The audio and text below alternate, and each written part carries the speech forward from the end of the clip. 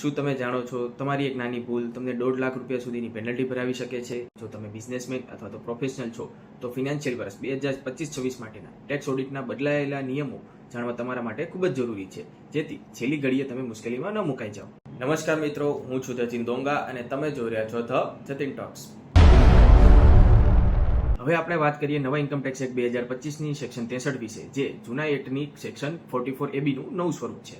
જો તમે બિઝનેસમેન છો અને તમારું વાર્ષિક ટર્નઓવર 1 કરોડથી વધારે છે તો તમારે ઓડિટ કરાવવું ફરજિયાત છે. પરંતુ જો તમારા ફિનાન્શિયલ ટ્રાન્ઝેક્શન 95% વધારે ડિજિટલ માધ્યમથી હોય તો આ લિમિટ વધીને 10 કરોડ રૂપિયા સુધીની થઈ જાય છે. સેમ પ્રોફેશનલ માટે આ મર્યાદા 50 લાખની છે, જે ડિજિટલ પેમેન્ટના કેસમાં 75 લાખ રૂપિયા સુધીની છે. સૌથી મહત્વની વાત એ છે કે જો તમે પ્રિઝમ્પટિવ ટેક્સેશનનો લાભ નથી લેતા, એટલે કે નક્કી કરેલા નફા દર કરતાં ઓછો નફો દર્શાવવા માંગો છો, તો તમારું ટર્નઓવર ગમે તેટલું હોય તમારે ટેક્સ ઓડિટ કરાવવું ફરજિયાત છે.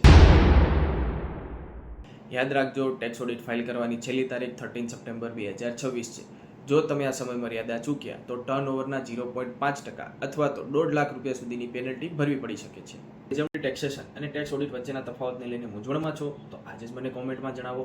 આ માહિતી તમારા વેપારી મિત્રોને શેર કરવાનું ભૂલતા નહીં. ટેક્સેશન અને ફાઇનાન્સની આવી જ અપડેટ માટે આજે જ અમારા પેજને ફોલો કરી લો. મળીએ નેક્સ્ટ વિડીયોમાં. જય હિન્દ.